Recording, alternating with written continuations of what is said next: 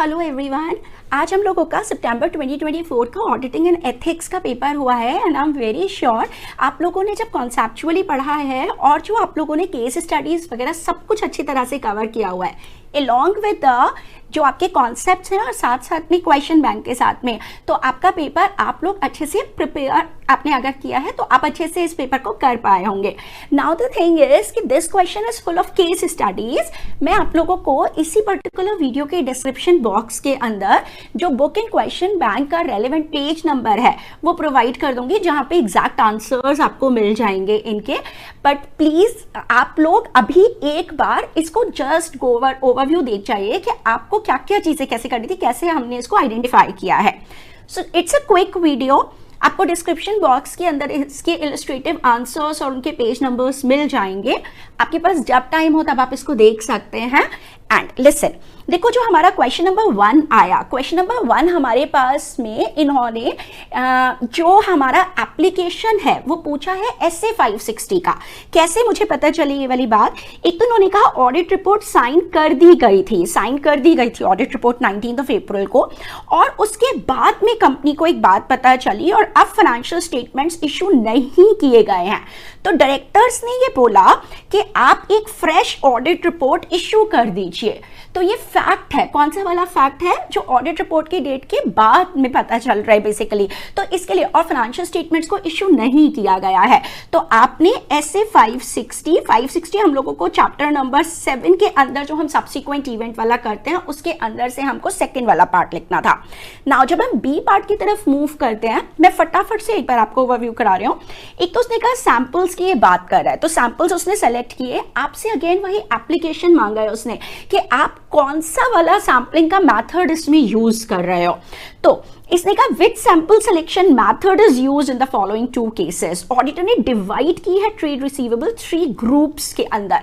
जब वो ग्रुप्स में डिवाइड करता है, हम लोगों ने ये सब कुछ चीजें जो हैं वो अपने ऑडिट मैराथन में भी किया हुआ है। जब वो ग्रुप्स के अंदर डिवाइड करता है, जब वो हेट्रोजीनियस पॉपुलेशन को मोर होमोजीनियस सब पॉपुलेशन में डिवाइड करता है और फिर वो उन ग्रुप्स में से सैंपल्स को सेलेक्ट करता है बैलेंसेस के बेसिस पे, तो वो स्ट्रैटिफाइड सैंपलिंग कर रहा है, स्ट्रैटिफिकेशन का यूज कर रहा है। यहाँ पर उसने बोला ऑडिटर ने यूज किया 50 कॉन्सिक्यूटिव चेक्स को लगातार। सो जब हम लगातार को चेक करते हैं तो हम कौन सा वाला मेथड यूज कर रहे होते हैं? Block sampling. तो आपने आइडेंटिफाई करना और आइडेंटिफाई करके उसके बारे में हमने लिखना है, राइट। नेक्स्ट आपको ये बोलता है कि एक कंपनी को अपॉइंट किया और उन्होंने ये लाइन लिखी that auditor shall be responsible for detecting the fraud that may happen. सीधा आपके पास में ये वाला चैप्टर नंबर 1 से आया है, स्कोप ऑफ ऑडिट। नहीं, हम कोई इन्वेस्टिगेशन नहीं कर रहे, हम लोग कोई फ्रॉड्स ढूंढने के लिए नहीं जा रहे हैं, राइट। देन उसके बाद आपको इसने बोला, ये आपसे कारो का क्वेश्चन पूछा गया है चैप्टर नंबर 8 में। कारो का स्ट्रेट फॉरवर्ड उसने क्लॉज का रिपोर्टिंग मांगा है आपसे, तो आपको रिपोर्टिंग का टेक्स्ट मटेरियल लिख करके आना है। नाउ जब हम नेक्स्ट वाले क्वेश्चन की तरफ जाते हैं तो ये कहता है कि आप ऑडिटर हैं स्टार लिमिटेड के और आप ये देखना चाह रहे हो कंपनी ने करेक्टली रिकंसाइल किया है अपना बैंक अकाउंट, और आप ये देखना चाह रहे हो इंटरनल कंट्रोल कैसे ऑपरेट हो रहा है। Chapter number 3, what kind of test of control was CAB performing और अदर प्रोसीजर्स कौन से हैं। तो हम टेस्ट ऑफ कंट्रोल्स में क्या क्या चीजों को इंक्लूड करते हैं? इंस्पेक्शन करते हैं, इंक्वायरीज करते हैं, रीपरफॉर्मेंस करते हैं और ऑटोमेटेड वाले में देखते हैं। तो जो काम उसने ऑलरेडी कर रखा है BRS, हम उसी को बेसिकली चेक करने जा रहे हैं। तो हम क्या कर रहे हैं? हम रीपरफॉर्मेंस कर रहे हैं। और हम क्या क्या चीजें इंक्लूड करते हैं? इंक्वायरी, ऑब्जर्वेशन, वही वाला क्वेश्चन है, बस आपको रीपरफॉर्मेंस का काम ये कर रहा है एंड अदर प्रोसीजर्स जो करने हैं उनको लिख देना चाहिए यहाँ पर। अब इसने कहा अल्फा लिमिटेड ने बैंक ओवरड्राफ्ट फैसिलिटी ली है, ठीक है, फ्रॉम अ नेशनलाइज्ड बैंक।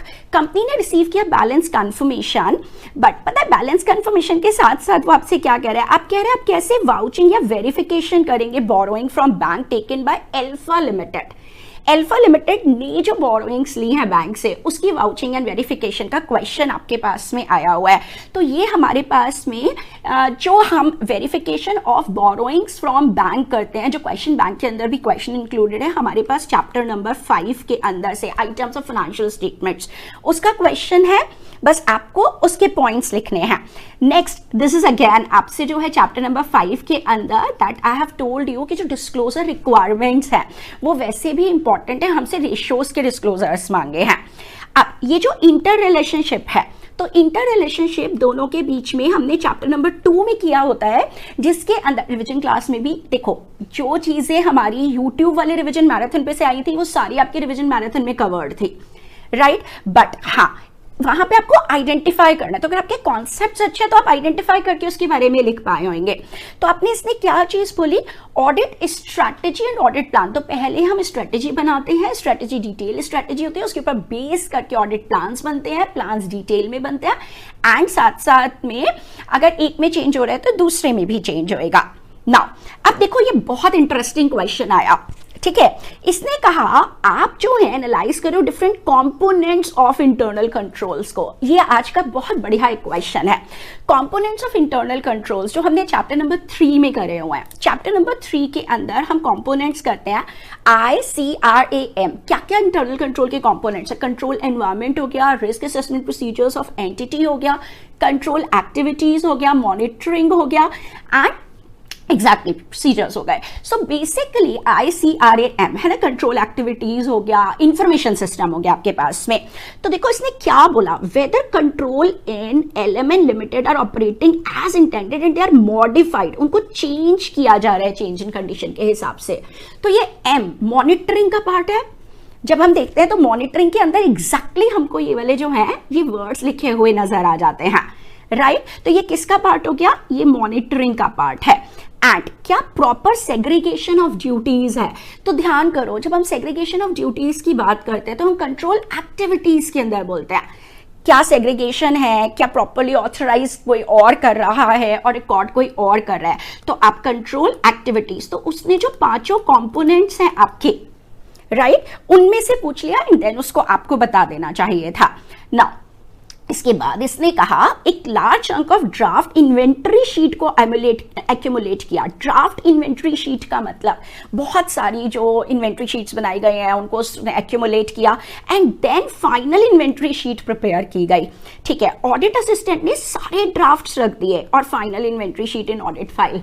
पर बताओ ऑडिट फाइल के अंदर, ठीक है, ऑडिट फाइल के अंदर क्या क्या चीजें नहीं होती हैं। वैसे भी इंपॉर्टेंट क्वेश्चन था, राइट, बस उसने इसका केस बना करके हमसे पूछा है। तो कौन सी चीजें नहीं रखते, जो सुपरसीड हो गए हैं, जो डुप्लीकेटेड है, ड्राफ्ट्स हैं, उनको रखने की जरूरत नहीं है।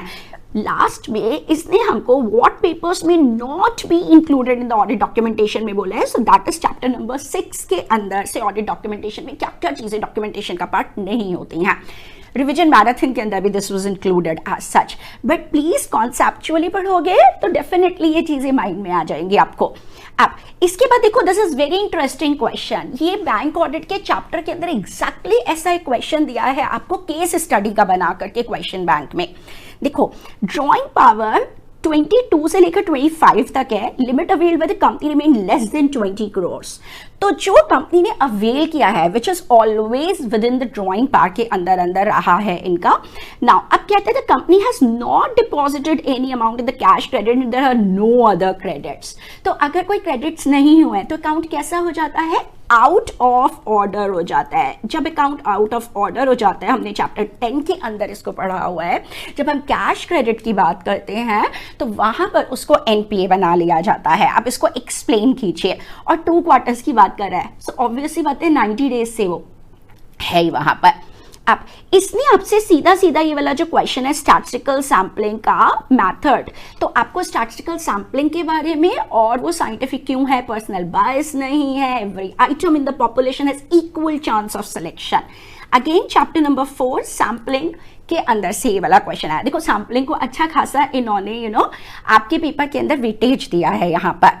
नाउ इसके बाद यहां पर उसने कहा ये सीधा आपका क्वेश्चन है क्वेश्चन बैंक के अंदर, जो हम ह्यूमन रिसोर्सेज की बात करते हैं चैप्टर नंबर 2 में से आपको दिया गया है स्ट्रेटेजी फॉर्मुलेशन के टाइम पर।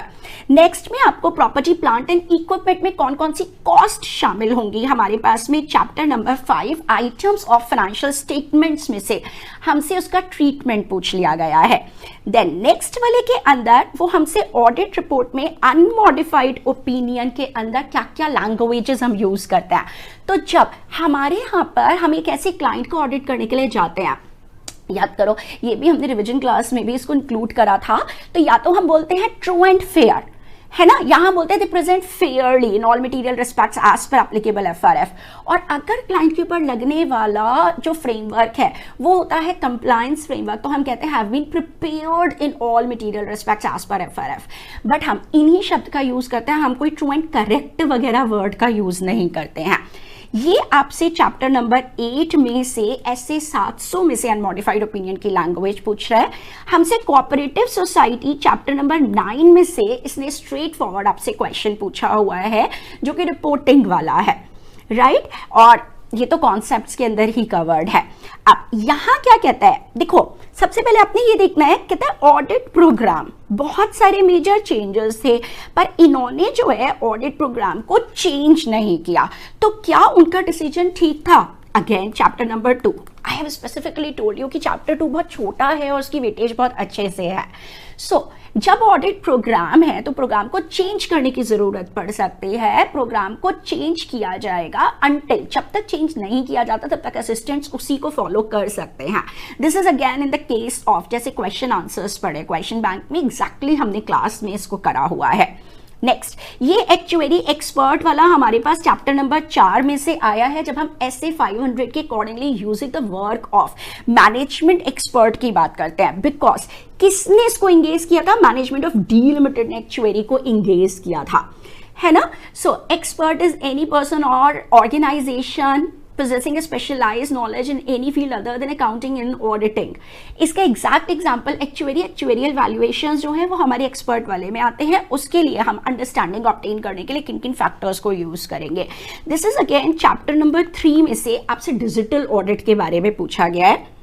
नेक्स्ट देखो, ड्राफ्ट ऑडिट एंगेजमेंट लेटर, अगर मैं लास्ट लाइन पर आती हूँ क्योंकि मैं क्विकली बना रही हूँ, सो देखो लास्ट लाइन में मेरे को ये समझ आ गया ऑडिट एंगेजमेंट लेटर और उसके कंटेंट्स क्या हैं। तो हमसे SA 210 चैप्टर नंबर 11 के अंदर जो कवर्ड है इंस्टीट्यूट ने किया है, वहां से ये क्वेश्चन पूछा है। तो ऑडिट एंगेजमेंट लेटर उसके बारे में लिखना है एंड साथ साथ में उसके कंटेंट्स लिखने हैं कि एंगेजमेंट लेटर में क्या क्या चीजें शामिल हैं। I will give you in the description box और इन द कमेंट बॉक्स कि इसका इलस्ट्रेटिव आंसर किताब में कहां पर है। Now you are the auditor of Plus Bank Limited, तो अब आप बैंक का ऑडिट करने के लिए जा रहे हो, राइट। कहते हैं बैंक ने प्रोविजंस ये बनाए हैं, आप verification of provisions and contingencies बताओ आप क्या प्रोसीजर्स करोगे। तो आपके पास चैप्टर नंबर 10 बैंक ऑडिट में से ये वाला क्वेश्चन लगा है। This is kind of a straight forward types का क्वेश्चन। देखो this is very interesting question, ये हमने परसों ही अपनी रिविजन मैराथन के अंदर किया था। वैसे तो कई सारे ये जो चैप्टर्स कवर्ड है इनके करे थे क्वेश्चन आंसर्स, देखो, और वैसे भी इसको हमने डिटेल में भी किया हुआ है। जब हम लोग SA 265 की बात करते हैं तो SA 265 के अंदर एक तो कहते हैं डेफिशिएंसी क्या होती है। तो डेफिशिएंसी जो इंटरनल कंट्रोल जरूरी है to prevent, detect and correct the material misstatement on a timely basis, या तो वो मिसिंग है या वो है बट अनेबल है, राइट। तो यह हमारे पास सीधा सीधा स्ट्रेट फॉरवर्ड इसने इसका मीनिंग पूछा एंड देन आप बताओ क्या ये जो डेफिशिएंसी कम्युनिकेट किया ये अप्रोप्रिएट है। वन लाइनर क्वेश्चन बैंक में ये वन लाइन वाला क्वेश्चन भी दिया है, ठीक है। ये हमने कवर भी किया था कि ये एक लाइन के अंदर हम डेफिशिएंसी नहीं लिखेंगे। डेफिशिएंसी एक लाइन में नहीं, आपको कंप्लीट उसका डिस्क्रिप्शन देना होता है, उसका कॉन्टेक्स्ट बताना होता है कम्युनिकेशन का। तो ये SA 265 के अकॉर्डिंगली नहीं है। नाउ इसके बाद एक ये आपसे बोलता है, देखो ये अगेन बहुत अच्छा इंटरेस्टिंग सा क्वेश्चन आया है। ये तो मेरा ख्याल SA 265 आपके पास chapter number 7, right. And then उसके बाद this is a question number chapter number 11 में से, जब उसने पूछा आपने कौन सा फंडामेंटल प्रिंसिपल की बात कर रहे हो, ठीक है। तो ये कहते हैं CAP को information and documents as evidence provide कराने पड़े in the course of legal proceedings. तो लीगल प्रोसीडिंग्स के अंदर एक तो हम जब प्रिंसिपल्स की बात करते हैं तो प्रिंसिपल कॉन्फिडेंशियलिटी वाला आ गया, हम किसी थर्ड पार्टी को क्लाइंट की कॉन्फिडेंशियल इंफॉर्मेशन डिस्क्लोज नहीं करेंगे, बट हम लोग कॉन्फिडेंशियल इंफॉर्मेशन डिस्क्लोज कर सकते हैं if it is permitted by client और रिक्वायर्ड बाय लॉ वाली बात। तो हमको कॉन्फिडेंशियलिटी का प्रिंसिपल लिखकर और इस प्रेजेंट केस स्टडी में लगाना है। देन अब देखो कितना इंटरेस्टिंग क्वेश्चन है। ऐसा क्वेश्चन हमने स्टडी मटेरियल वाला भी अपने पास क्वेश्चन बैंक में किया था कि ऑडिटर ने कॉन्फर्मेशन लेटर भेजा एक पार्टी को requesting them to respond directly to him whether or not they agree with the amount outstanding. तो वेदर और नॉट में आप कौन सा वाला कॉन्फर्मेशन रिक्वेस्ट फॉर्म यूज कर रहे हो? Positive conformation request form use कर रहे हो।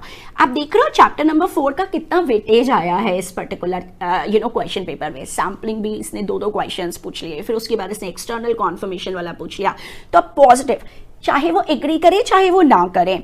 अब उसने 425 के बजाय बैलेंस बताया 420।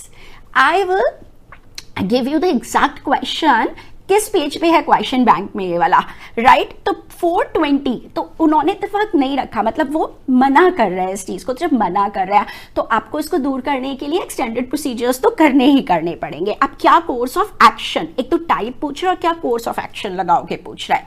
उसके बाद ये आपसे लीजिंग का क्वेश्चन पूछा है चैप्टर नंबर 9 में से। सो आई जस्ट होप आप लोगों ने अगर अच्छी तरह से इसको पढ़ा एंड ऑल, तो आपके ये वाले पार्ट्स जो हैं, दीज पार्ट्स आप लोग अपने पास कर पाए होंगे। एंड प्लीज बिल्कुल भी परेशान होने की जरूरत नहीं है। पेपर अच्छा आया है, बहुत कॉन्सेप्चुअल और बहुत केस स्टडी बेस्ड आया है। ऑब्वियस सी बात है इंस्टीट्यूट इसके अंदर मार्किंग अपनी थोड़ी अच्छी रखेंगे, ऐसा नहीं है कि बहुत ज्यादा स्ट्रिक्ट मार्किंग करेंगे, क्योंकि आपने जो टॉपिक पढ़े हुए हैं उनका एप्लीकेशन आया, it is full of application, right? And I would try my level best. मैं आपको इसके अंदर इसके सजेस्टेड आंसर्स बुक के पेज नंबर के हिसाब से आपको प्रोवाइड करा दूंगी, ठीक है? So just be happy and God bless you all.